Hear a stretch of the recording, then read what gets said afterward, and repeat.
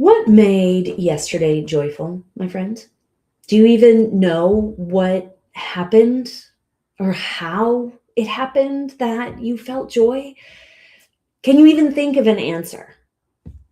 If you're stumped on these questions, it's time to lean in and listen up. Because today we're going to talk about how you can ensure that today is even more joyful than yesterday and keep that building. Sounds good, right? I'm excited for it. Welcome, my friends, to another Catalyst conversation in the Relationship Revolution. Here, we challenge the unquestioned assumptions about love, life, and leadership, disrupt the patterns that have been keeping you stuck, and reveal the truth that no one has taught you. Here, we activate new ways of leading relationships consciously, courageously, differently, and dare I say, better, so that you can have the kind of relationships that most people only dream of. I'm so glad that you are here. You ready? Let's get into it. So, this month, if you're listening as this episode is being released, we're in July, and I'm calling this series Alive in Love, the serious business of joy. Because joy isn't a mood, my friends. It's not something that happens to us. The truth is, joy is a decision that we get to make on purpose before the day even starts. And most people never make it. We don't know how. But today we're going to learn.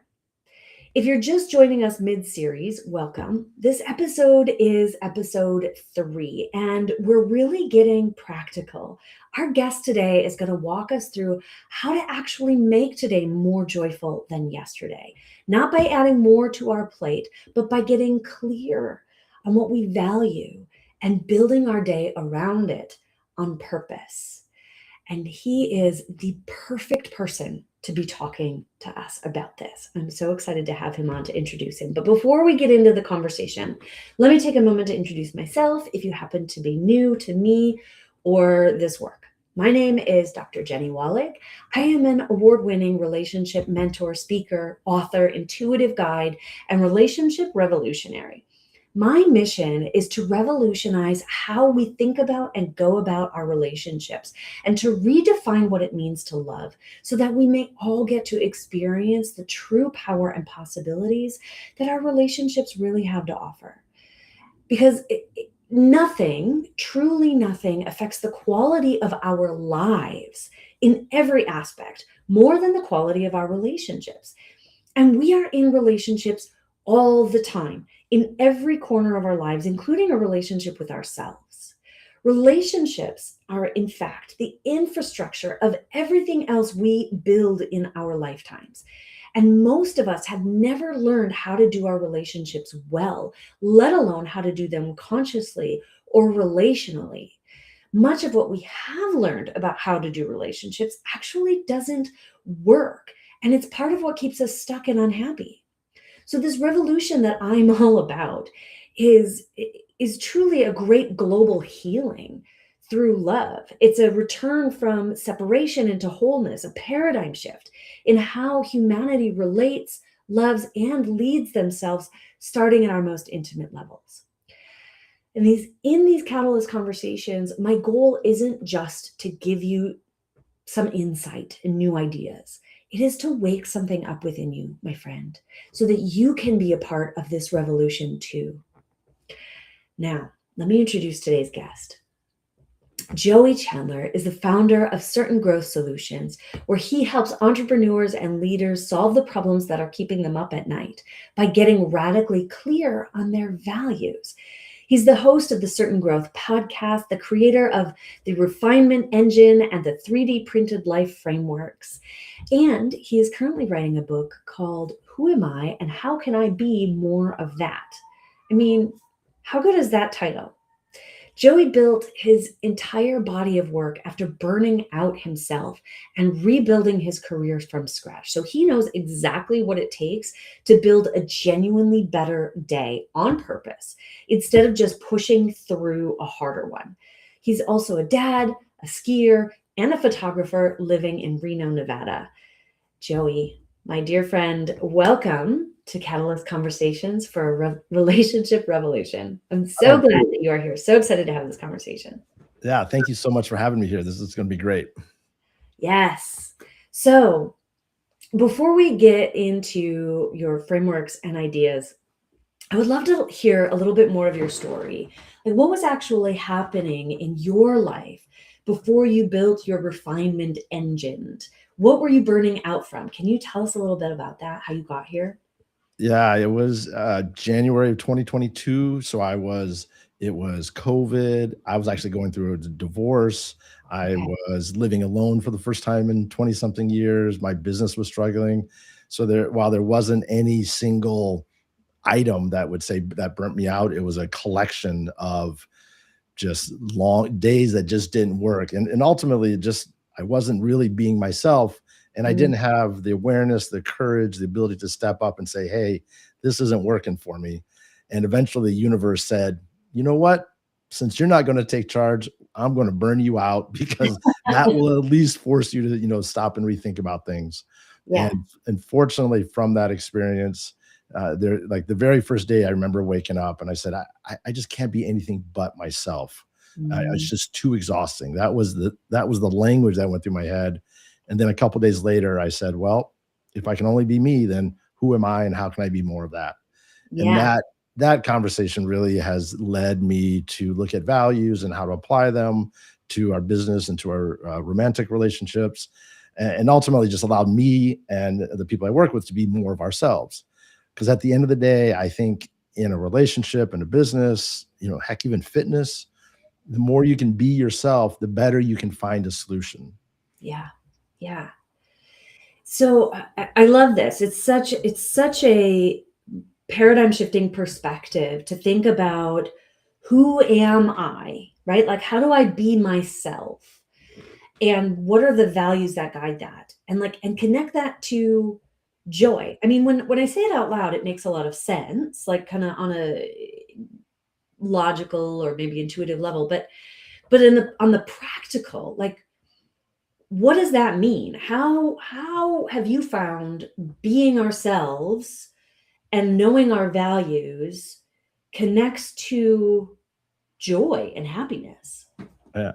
Well, the interesting part is that like what you said is like it totally makes sense. So the Mhm. question really isn't so much like what does it mean? Is like why the heck don't we have it already?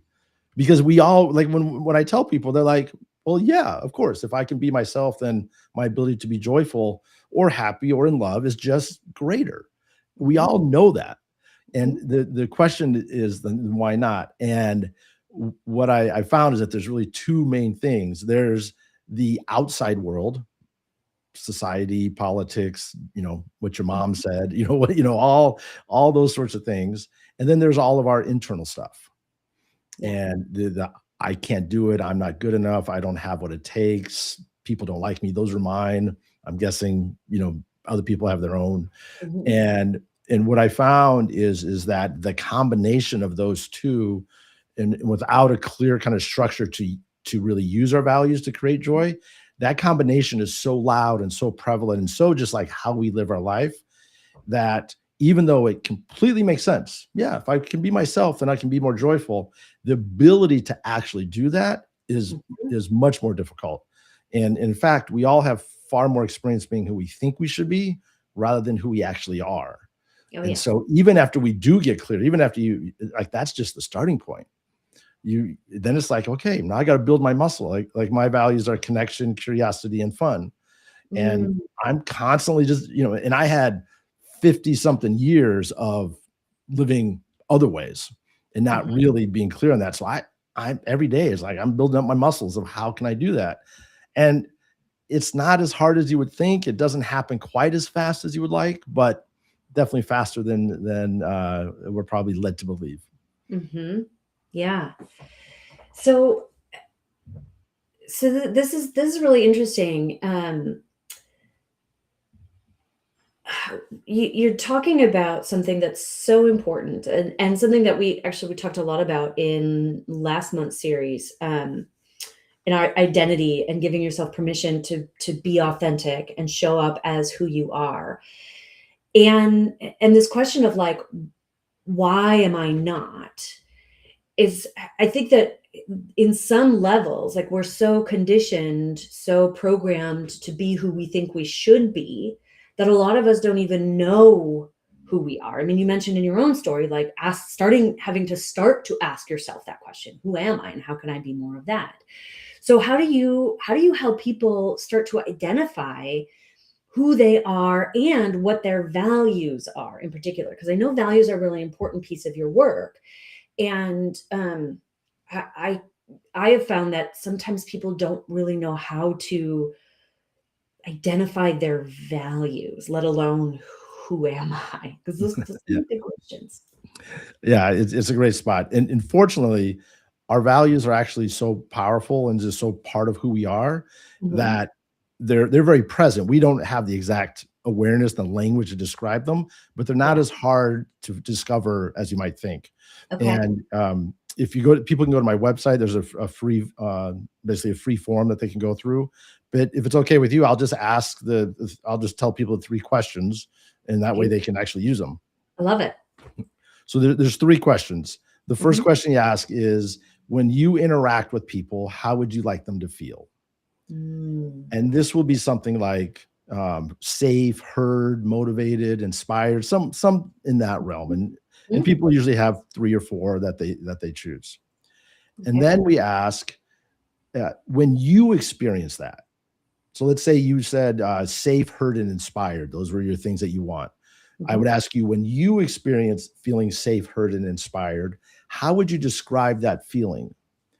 And that will generally be something like love, joy, happiness, excitement, freedom, something in that realm. It's something that's been with us for a long time. It's Mhm. very simple, and it's just like lands. And when people get it, they're like, "Oh yeah, that's what I want to do." Like clearly, love is yours, right? Like you're Mhm. all about people loving their life in all sorts of ways. Yep. And even if a person doesn't have an amazing business built around it, it's usually pretty obvious to people. They're like, oh yeah, I'm about love or freedom or joy or something. Mhm. The challenge though is like love is a great big, like those words are great big broad words, Yeah. and they mean different things to different people. So we want to identify what they mean to the individual. So then we say, okay, if let's say that they pick joy, we'd say, okay, what are 3 words that bring you joy and help you foster more joy? And Mhm. these would be words like connection or creativity or contribution or adventure, or there'll be 3. And again, uh, this takes a little bit of work, but people can generally land on it fairly quickly, like Mhm. maybe just a few minutes, and they'll come with it. And those are the 3 values. Now, I pick 3 values because we use our values every day. We start to ask, how can we use our values today? And Mhm. having 3 values just makes it easier to remember. Mhm. When I burnt out, a part of the process, I had a conversation with a friend of mine who told me stories about Navy SEALs who put everything in sets of 3, because when you're getting shot at, you can remember 3 things easier, Yep. essentially. Yep. And Makes sense. and I was really like, I was like, well, I don't know. I had 5 values at the time, and I was like, I don't know. But then again, part of my brain was like, you might want to reconsider, being right about those 5 because you're burnt out. So clearly something isn't working. Mhm. And I just kind of said, okay, well, let me try 3. And I ended up with the connection, curiosity, and fun. And from that day, I could wake up every day and ask versions of, how can I bring some connection, curiosity, and fun to my day? Mm. And so the person can go through, identify the values with those questions. Again, the form on my website actually is better than just talking about it, because it kind of gives some prompts and just helps you get through. The other thing that I do that's a little bit different than most values work is that I require one of those values to be what I call a spark word. And this Okay. word is like something like fun, play, creativity, adventure, curiosity, something in that realm. And Mhm. I started doing that because when I was working with people, we would go through the process and they would identify values like integrity and honesty and honor and excellence, like good sounding, like, righteous Sure. values, but like their face wouldn't change. They Ah. would, they like, it would be like, and these are people that honestly, these are friends of mine. I I had gone skiing with, and I had had beers with, and I had seen them in their ups and their downs. I knew they had more than their face was letting on. And then I started to ask, hey, isn't creativity or fun or play part of your life? And two things would happen. They would say yes, and there'd be this big smile, and they would outpouring of energy. And then they would say, I didn't know that I could actually have a value like that. I didn't know we could use words like that. And they had been to so many corporate and leadership, types trainings where you pick, here's 50 words and choose 10. And chances are what happened is they probably saw a fun word like that, but they're like, no, this is work, so I can't do it. Mm. And Mhm. so they end up with these very serious things. And to me, our values have been with us for a very long time. Whether or not we knew the exact language for them, they would have been there even when we were young. Mhm. So even if fun or play or creativity is not a huge part of your life right now, it was at some point. And so this just brings in, it broadens the foundation. So you have a couple, more words like connection or contribution, a little more serious, and then you Mhm. can put in adventure or play. And that just, it makes things more fun. I love that. And I'm so glad that you're bringing this up, Joey, because the reason that I named this series "Alive in Love," the serious business of joy, is because I recognize that for so many people in every area of their life, including their relationship, right, their marriage, their partnership, in love, joy, fun, play, adventure, they're not part of the intention, right? We think about in relationship communication and connection and intimacy, but but we don't often talk about fun and play and adventure together, right? Like Yeah. fun, joy, laughter, those became the reward for for working hard, for doing a good job after the capitalistic productivity part of our lives is done. But that never gets done. There's always so much to do. And unless, as you're saying, unless we're making joy, fun, play, adventure a part of our intentional commitment every day, we're not likely to attend to them and therefore to intentionally create them. We just kind of hope that it happens. And that makes it very difficult to experience them. Yeah. Yeah, absolutely. Yeah, especially when you add in job, relationship, Right. families, all that kind of stuff. The idea of being adventurous or playful is it becomes a reward.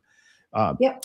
but the interesting part is when I started doing this, I was like, wow, this is really working. Let me go do some research to see if anyone else if am I just crazy or other people see this as well. Mhm. And there's a researcher named is Barbara Fredrickson, and she actually did research on these words, joy, fun, play, all. And what she found was, and again, this is one of these things that totally makes sense when you lay it out. Yeah. Our brains are wired for intentionality. Like, Yeah. our when the Yeah. our fear kicks in, we get very focused because when we were getting chased by lions and tigers and whatnot, we had to run away. Mhm. And that was great then. But in our world now, where we're dealing with multiple stresses, business, relationship, like you got a bunch of different things going on at any one time. Yep. When we have a problem, like, wow, my wife and I aren't communicating, or I'm trying to find a job, or I'm in the boardroom and we got to come up with an answer of how to deal with whatever challenge you have. What we Mhm. need is a broader perspective. We need Mhm. some curiosity. We need some awareness. We need that sense of exploring that comes with play, that comes with adventure, that comes with fun. Yes. And what she saw and I was like, she added to what I saw, and I was like, oh my gosh, it's not just a reward to like be fun. And we're not talking like willy-nilly running around the boardroom going, woo, let's jump up and down. Or Right. like when your wife is like, hey, something's really not working here. It's not like saying, hey, let's go play, I don't know, whatever. Yeah. It's really bringing that spirit of something's possible here. Let's explore this. Let's have a little bit of, again, bring a sense of fun and adventure and play to the Mhm. situation, because that will, one, help decrease your stress and just broaden your awareness, help Yeah. bring up new ideas. and I'll give you a chance of actually finding a solution. And the fact is that we all have this as part of who we are anyway. To Mhm. not bring that to us is basically saying I can't be myself and find a solution in this situation. And from relationships, if you Mhm. can't be yourself in a relationship, it may work for a little while, but it certainly won't work long term. Yeah, absolutely. And like the joy, it's really like happiness and joy is the life force energy we're all looking for. It's what we experience in connection or in intimacy or in a vacation, or in just those moments of feeling loved, right? Like it's what we're ultimately trying to kind of achieve in almost all of the things that we're doing in our lives. But as you named, like our brains, they are very intentional. When we give it the intention, we're a lot more likely to experience it. And I think a part of this is giving ourselves permission to not only be ourselves, but also to recognize that a part of ourselves is playful, is Yeah. joyful, is adventurous, is creative. Because in adulting, I think so much of that is disallowed. You mentioned the corporate world, like that, it's disallowed. Um, I even think about like in relationship dynamics, the couples who can, even in the middle of a conflict, notice something silly that their dog might be doing, or laugh because someone, while fighting, messed up a word when it came out their mouth, right? And like still have that moment of giggle, like that is a sign of relationship resilience and repair.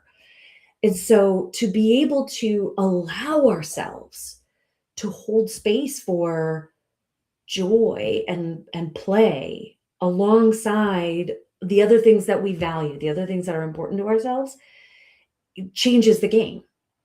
And so I love, love, love that when you work with people, like you require them to have one of those spark words. That's brilliant. Yeah. So good. Yeah. It's one of those things where just working with people, it's just obvious. I was like, oh, well, of course we need to do this. Yeah. And just one of the best examples happened earlier this year. I was talking with someone who I had just met. She's a coach, and she works primarily with men. Totally awesome woman. And we were just talking, and she's, I said, oh, I do values, and she's like, oh, I love values. Hmm. And I was like, "Oh, really? What are your values?" And she said integrity, honesty, some version of those. And I didn't know this woman at all. Like this was like the first 10 minutes of a conversation. And I said, "Well, I don't know you, but it seems like fun or play or adventure is part of who you are. Are those part of your values?" And she just was like stopped and like just it was like you could see her brain working like, "Yes, but I don't know how to say this exactly." And she's like, adventure is, and she's like adventure, and then she just rattled off all these things that she does that are really adventurous, Mhm. and it was just awesome. Fast Yeah. forward 2 or 3 weeks, I we end up having another conversation, and she's like, Joey, that conversation rejiggered my whole life. And I was like, do tell. And she's like, I've been thinking about adventure and sex. And she's, she described she was a mom, she's her mid 40s, she's divorced, and she, that part of her life had been shut down. Mhm. She's growing her business, like she was actually selling her house at the time. Like there just was a lot going on. And she told me, she's like, look, I started thinking about that. And she said, I know what adventure and sex was like when I was in my 20s. I know what Mhm. that was like. I Yeah. don't want that. That's not what I want now, Mhm. but I do want some adventure. I do want some, like she's like, I don't know what it means, but like I know it means something, and I really want to figure that out. And you could just see her like aliveness come through. I love it. And like we didn't know the answers, and we didn't have the relationship where we were like, tell me about your sex life. Like that wasn't the exact the conversation, but you could just see, and all that was just one word, one thought, one sense of giving her permission to explore that side of her life. And this is why I say our values are way more powerful and closer to the surface than we realize. Like I Mm, didn't have to scratch at all very mm, deep with this, with her to pull mhm, adventure out. And that just opened up a whole things for people. mhm, And uh, one of the reasons this came is because one of my values is curiosity. So I've been curious. I didn't know it at the time, but I was being curious about this. And from relationship, like Esther Perel, she talks a huge amount about being curious. And mhm, and and she talks about relationships like you really need people need to be able to say, hey, this is what I want, and this is what I mhm, don't want. mhm. People need to be able to hear that from their partner. And then Yep. ultimately, they have to be curious because, well, what worked last week probably won't work this week and certainly won't work next week, or you can't expect it to. But Yep. we need to bring this sense of curiosity, um, and have it be in a fun, playful way, explorative way, rather than like, oh, I got to figure this out sort of Mhm. thing. Yeah. And for this particular coach, it was just awesome to see, and totally unexpected. Like it never had anyone say like adventure and sex, but I was Mhm. like, yes, like let's explore that. It was Yeah. awesome. Yeah. That's such a great example. And like, so I want to get practical for a moment. The title of our episode is How to Make Today More Joyful Than Yesterday. So we're talking about like tuning into who we really are and what like the top 3 values are that are guiding who we are and our life path. How do we use that information then to ensure that today becomes more joyful than yesterday, to build more and more joy into our lives, move away from burnout, and create the kind of lives that really fulfill us? Yeah, there's a couple steps that we go through. So the Okay. first thing we're going to do is how just simply ask yourself, how can I make today more joyful than yesterday? Yeah. Like it's really that simple. You can just ask yourself, Mm, and that generally will give you ideas. Now, that may be you can create more joy in your business, you can create more joy in your family, your relationship with your body. Like there's a whole bunch of different things. There's many, many ways to win that game. How can I yeah. make today more joyful? Once you start to think about it. Yeah. But the challenge is as soon as you think like, oh, I could call my friend or I could ask someone out on a date or I could do whatever, Mhm. your brain, because you're going to be doing something relatively new, your brain is going to say, hey, don't do that. And here's all the reasons why that can't work.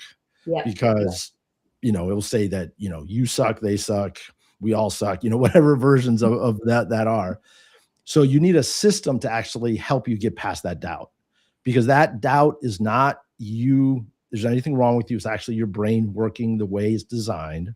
But Yep. combine that with the external world and all the people that say joy isn't possible and all that kind of stuff, it, Mhm. it, it just is, it comes up. And we just have habit. We have muscle memory of Oh, yeah. listening to that voice. Oh, yeah. So we need a system. And after I burnt out, I recovered by asking myself, what are my values and what do they say to do today? After I Mhm. burned out, I realized it wasn't necessarily the values that brought the main difference. Like those were helpful, but it was that second part. How do I bring more of them to, how do I use more of them today? Is that Yeah. question that actually makes a difference. Yeah. And It's from it's that, the I ended application. up, sorry, say? It's the application, right? It's Is the one thing to application. Yeah, do exactly. Yeah. awareness. But It's again, another thing most to apply value it. work, when you think about, you go back to those leadership conference, you figure out the Yep. values, but the values are so vague and so in our head, they don't land in our heart and our gut. So we don't use them. Yeah, it's like, So what does that mean to what does have a that value mean? of integrity? What does that mean applied to my life? In that moment, like when you're thinking like, oh, I want to ask that person out on a date, and you're like, I can't do it. She'll say no, all that stuff. Like in that moment, right there, how to use your values.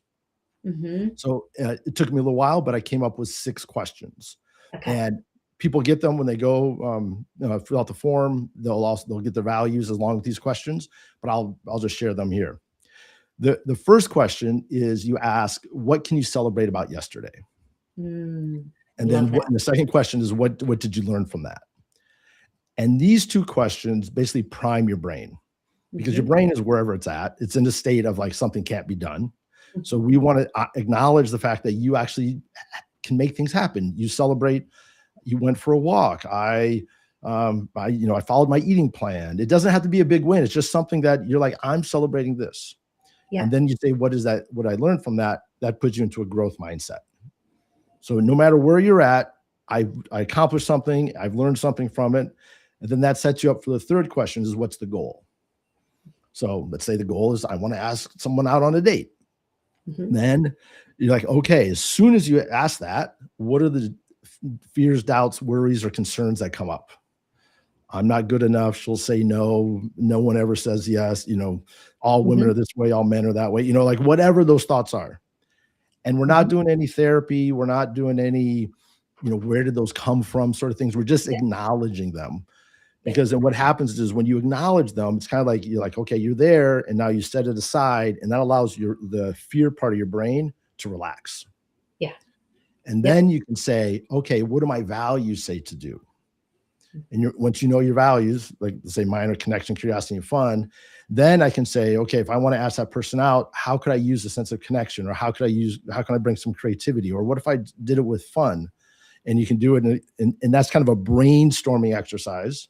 That'll Mhm. give you a list of 2, 3, 4 ideas, and then you say, from that, what's one action I can do today? Mhm. And you can choose that action, and then you can go do it. And when you choose that action, what happens is you're triggering your intrinsic motivation, because Mhm. you're taking action that aligns with your values and serves a goal. And Yep. so it's going to give you more clarity, more confidence, and more energy. So Yeah. not only will you choose an action that will actually help you do whatever it is that you want to do, but you'll actually have the energy and the confidence to go do it. Mhm.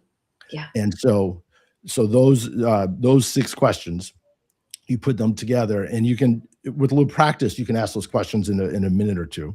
Like, you don't Mhm. have to, it doesn't have to be this long thing. But then you're taking action based off your values. And so you could wake up in the morning, and you could say, hey, what's something I could celebrate, what I learned from it? How can I make today more joyful than yesterday? Mhm. And then what are my fears? No way, I'm too busy, the kids, the this, whatever it is. Okay, what do my values say to do? They'll give you a list of ideas. And then what's one thing I can do? And if you could do that, you're making today more joyful than yesterday. I love that. And then you I love just that. repeat. Yeah, what a gift to share with us. Thank you so much, Joey, for sharing that framework and those questions, because it it really is so it's so easy when you know the way, right? When you can have that clarity. And I appreciate you saying that, like, it doesn't have to be a long thing. It can only take a couple of minutes. And I want you who is listening to really take that in, right? It may seem like, oh, that's a lot of questions, or I would have to journal all that out. Like, no, that's not it. With like any new skill or changed behavior, it does take more energy in the beginning to do this thought work, to remember to even ask yourself these questions. And when you practice it, as Joey's sharing, like, this just becomes a part of who you be. A part, the framework kind of goes away, and it becomes a flow of thought, of neural pathways that your brain travels upon waking or upon going to bed. If you want to do this before you go to bed and set the intention before you wake up the next day, right? So it's worth it, because joy in your life, making today better than yesterday, and continuing to just level up in how you're feeling about yourself, your business, your relationship, your body, right? Like, all these things that Joey's talking about is worth it. It's part of what gives meaning to our life and fuels us to keep doing more and living in our purpose and achieving our goals and dreams. We can't do that when we are depleted and exhausted. And if we're not experiencing joy, we get depleted and exhausted and burned out. So this is a non-negotiable, right? This is serious business.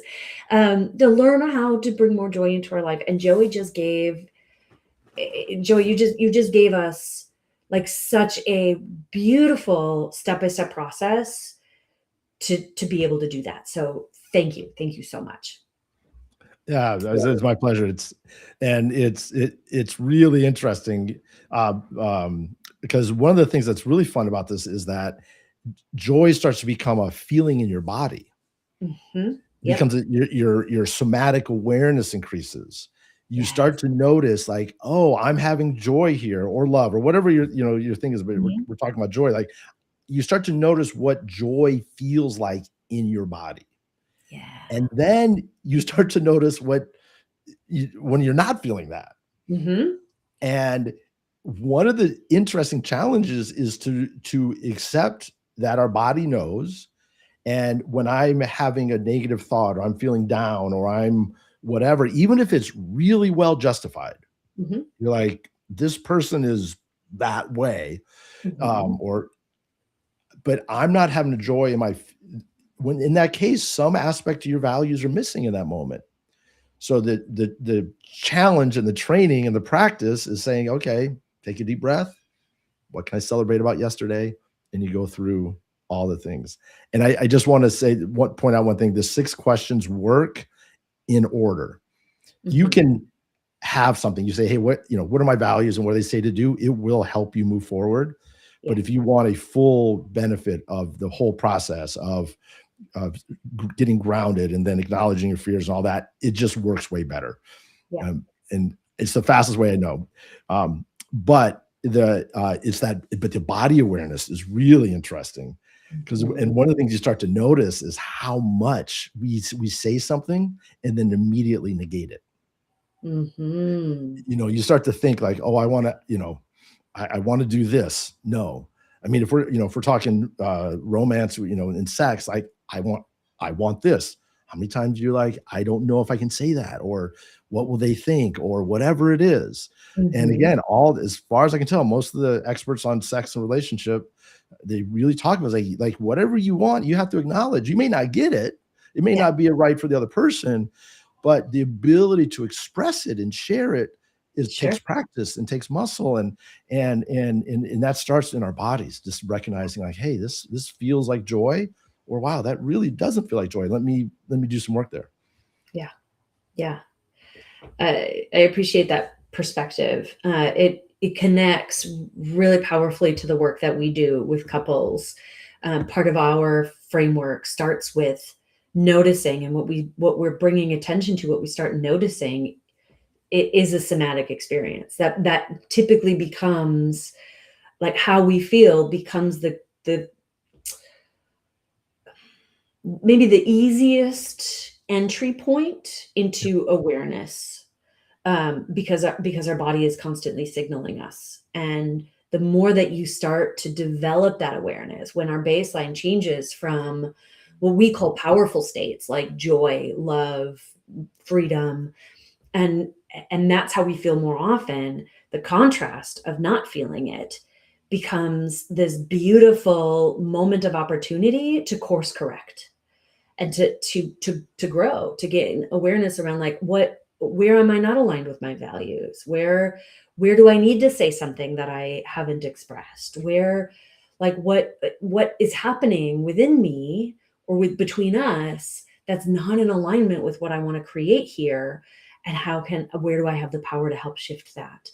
And knowing who we are, knowing what our values are, and having a way of like priming your brain, as you said, which to me, in my frameworks translates to like, so shifting into a more powerful state where we're recognizing the good, because our brains don't like to do that. They're not programmed to look at the good and what's going well and what we're celebrating.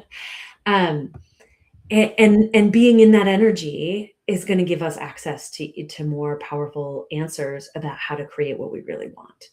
And so, yeah, I love also that you're naming the importance of the sequence of these questions. Yeah, it was one of those things where it just working with a lot of people and myself, just Mhm. exploring like what worked. Again, that curiosity. When were we having fun in having the conversations? The most Mhm. interesting one was celebration, because when I first developed it, it was like any standard.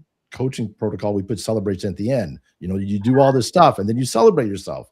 That makes sense, right? But I get Mm. on calls with people and they would be like, "Oh, I'm feeling really down and stuff." And honestly, I kind of got annoyed. I'm like, "Look, we got celebration in there. Like, why aren't you doing it?"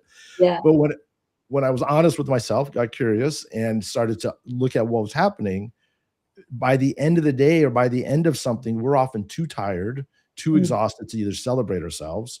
Yes. We think it should come from someone else rather than ourselves. So Mhm. there's all these reasons why it wouldn't happen. And then one day we I was talking we were talking to someone. I was like, well, let's just move celebration on the front and see what happens. And we moved it up there and it changed everything immediately because you Yes. started to just acknowledge it's small celebration. Yes. And Yeah. we celebrate what we do yesterday because I found if I said, "Hey, what did you celebrate in the past week or the past month?" Mhm. People would say in the experiences you say like, "Oh, I did this, this, and this," but then your brain will say, "But what have you done recently?" Mhm. You were great then, but like, and so when you say yesterday, it forces you to acknowledge that I did something. I I love don't. that. It can be big or small, but I did something, and that's Yeah. a muscle Yep. to be able to bring up. And one of the great things is that the more you can celebrate yourself, the more you can celebrate others. And the Yes. more you can celebrate others, the more you can celebrate yourself. Like it goes back and forth. Mhm. Like I had um, I actually got just off call with a client, and he was like, he's like, I'm kind of a dark person. Like I have to do a lot of work to not get angry at people and not, Mm. I have to do a lot of work. And that's what I'm doing. I'm like, I got a meditation practice. I got an eating practice. I'm like doing all these things to like say it. And Huh? we joke like, yeah, the fact that, people are still alive around you should be celebrated. And I asked him like, hey, are you celebrating the fact that you're doing all these things to stay Mhm. operate at your best self? And he was like, Mhm. no. He had celebrated when he had a win in life, Sure. when something positive happened, but Yeah. just the act of him taking those essentially baby steps every day and figuring out what works for him, was he celebrating that? He's like, no.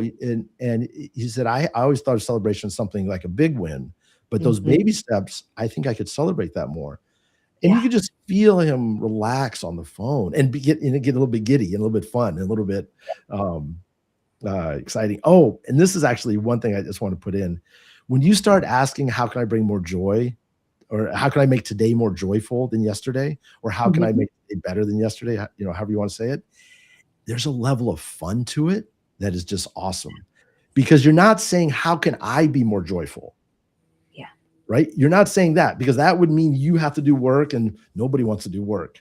But Mhm. if you say, how Mhm. can I make today more joyful than yesterday?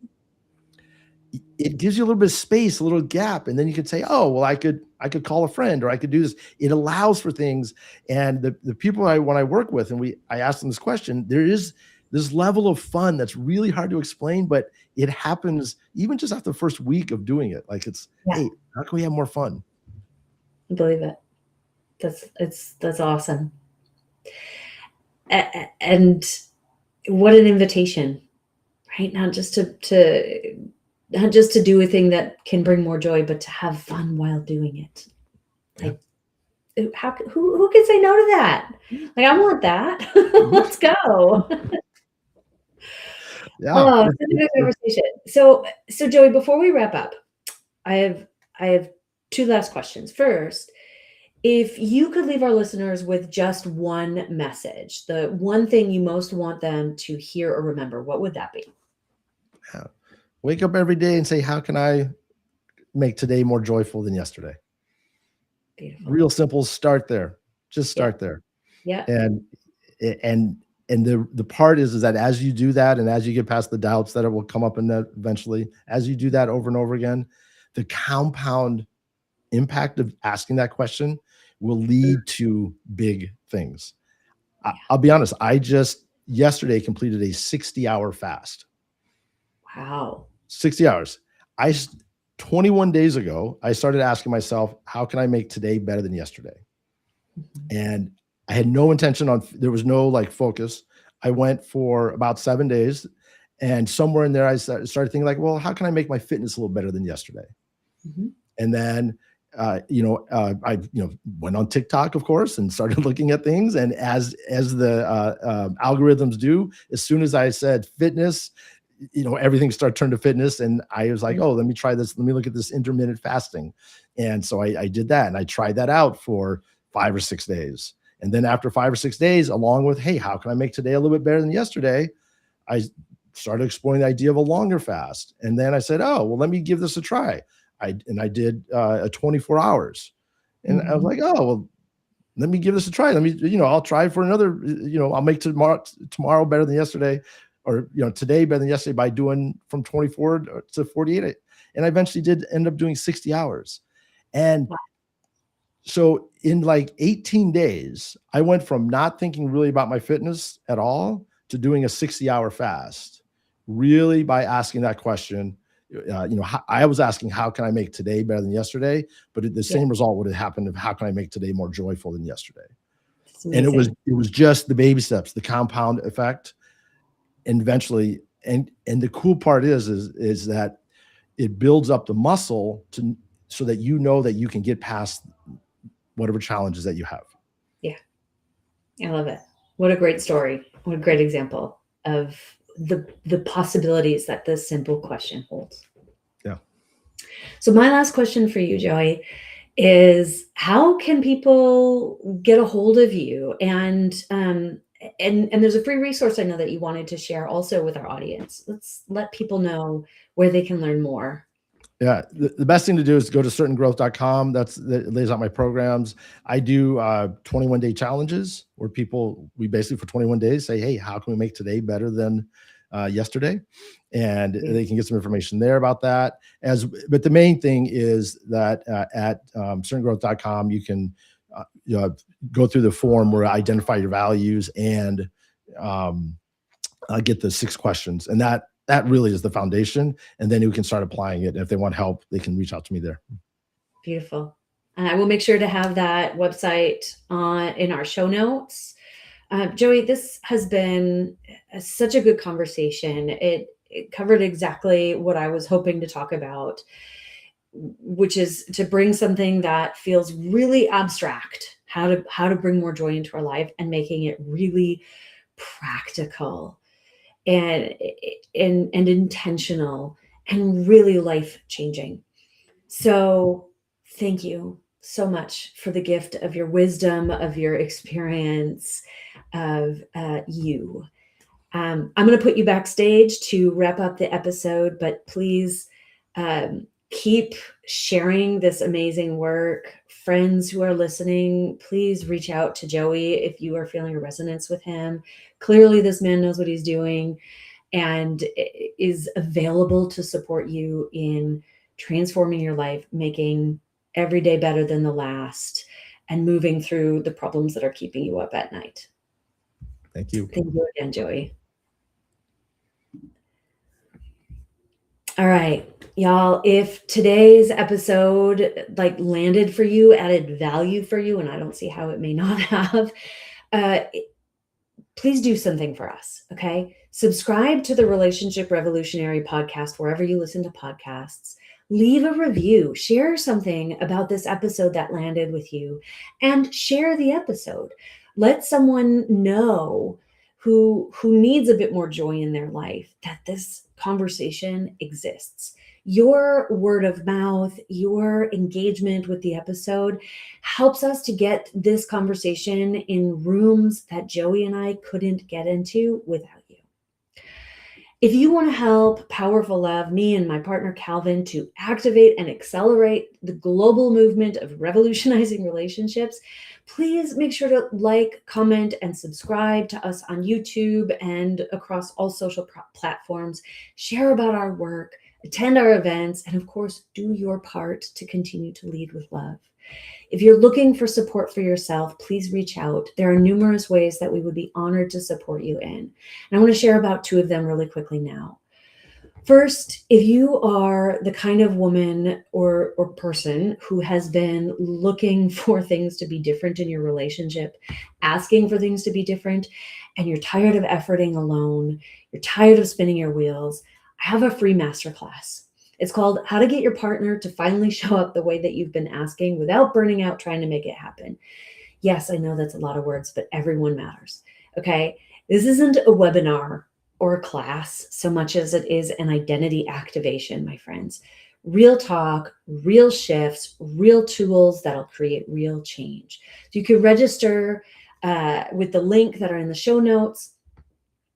I would love to see you there. I run the class about every 2 weeks or so. So the next one is coming up July 22nd. If you know that you want to go deeper, a deeper level of support, the first place to start is our Third Path program. Okay, this is a 6-week program for the one who wants to stay in their relationship and change everything. You don't want to stay stuck, but you don't want to leave. You want to stay and see things really freaking change, and you want to know and get support in doing exactly that. Not by waiting for your partner to change, not by needing your partner to participate with you, but by leading from your own sovereignty, clarity, and power. It takes a lot less energy, honestly, than you have already been putting out in your relationship to follow the third path, even if your partner's not doing it with you. So there's a link to learn more about this program. Also in the show notes, the investment is $2,222. And it is going to be a turning point in your relationship. I promise you that. My friends, that's all I have for you today. Thank you so much for joining us. I will see you next time for another Catalyst conversation. New episodes drop every Friday at 12:30 p.m. Pacific. Until then,